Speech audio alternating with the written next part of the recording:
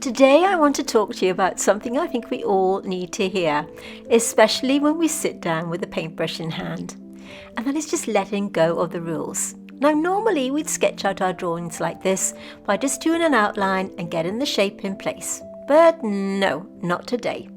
Because you see, creativity doesn't live in tidy boxes. It doesn't follow straight lines or wait until we are, quote unquote, good enough.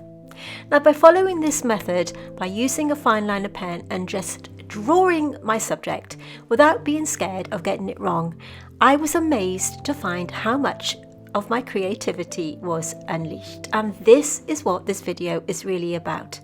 It's not just how to paint, but how to enjoy painting and how to have fun. So this week I'm just going to get my fine liner pen and draw an outline of this really pretty tulip and not worry about getting it wrong. In fact, I'm embracing getting it wrong and making myself make mistakes. This mindset will give you endless possibilities and endless freedom because you're not trying to get it perfect. It's a little bit like when you're starting a new notebook or a new sketchbook and you're frightened to put pen or paint to paper on that first page. So by deliberately making mistakes, you're giving yourself that sense of freedom. And I know it sounds funny, but it really does make sense. So often we come to the paper with pressure already sitting heavy on our shoulders because we want to get it right. And I know how that feels because we want it to look like something. We want it to be worth the time, the effort, and the materials, and even the courage that it took just to show up. And that's completely understandable, okay? We live in a world that celebrates polish and outcomes and getting things correct or perfect. But the thing is, in art, okay, life is worth trying to get it wrong and not be perfect. By striving for that perfection, you're ultimately putting pressure on yourself, and that makes you overcautious and afraid to get it wrong, when actually we should be embracing that. Perfection is, I believe, the enemy of art, and art is the birthplace of creativity. So imagine then if we're not allowing ourselves to be perfect. We make space for mistakes, not just as a side effect of learning, but as a crucial part of learning itself. Now, I used to think I needed to follow all the rules of watercolour by using the right paper, the right brushes, the right colours, planning everything out, and there is nothing wrong in that. But if you're nervous about watercolour painting, controlling the outcome can make us really, really stuck. The moment I started letting go of this mindset, something really shifted. When the rules fell away, I suddenly began to feel my paintings felt more alive and more fun and more like me. Letting go of the rules doesn't mean we ignore everything we know, it just means that we allow ourselves to explore without being judged. So to follow instincts instead of instructions, to say to yourself, well, what happens if I just try this and see where it goes? It is in that freedom that something really magical starts to happen. The thing is about this, I want you to try and paint and deliberately make mistakes.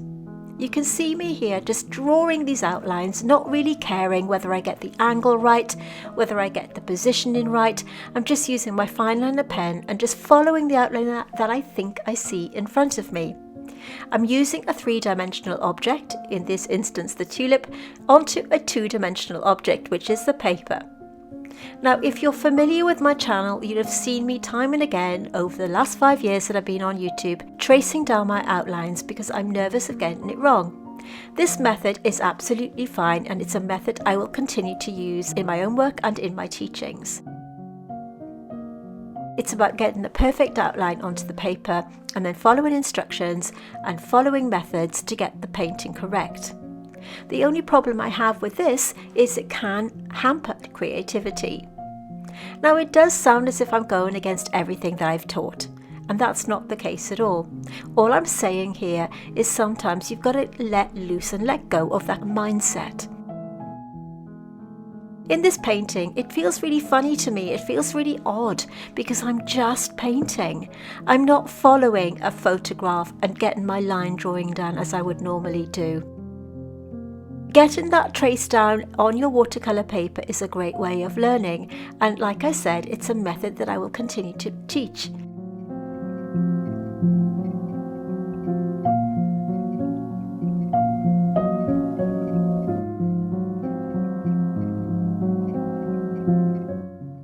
for me as an artist and tutor is also useful for me to step outside my comfort zone and just do something a little bit more creative.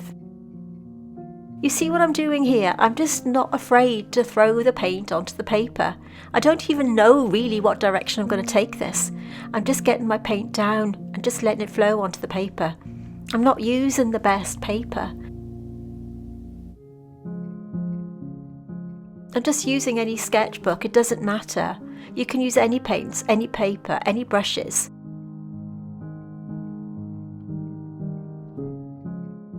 The key here is to just do it.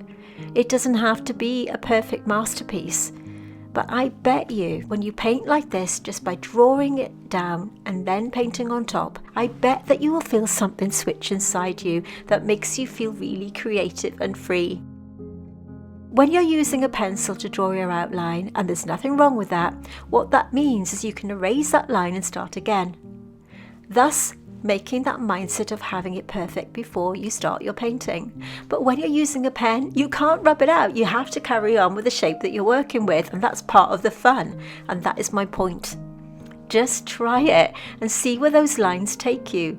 They may be wonky and funny and bumpy, and they may not end up in the right position, but paint them anyway. Paint them wonky, it doesn't matter. Just give it a try.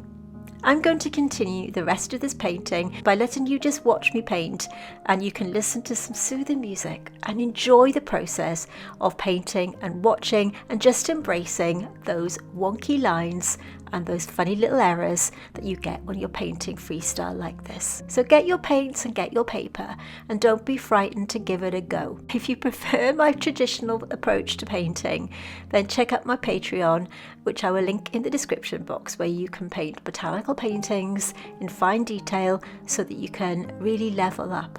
But even these are great exercises to do if you like to try them as a warm-up or that kind of thing. I'm going to stop talking. Watch me paint, grab yourself a cuppa, listen to some soothing music, and I'll see you next time. Thank you so much for watching. My name's Ray Campbell, and I'll see you soon.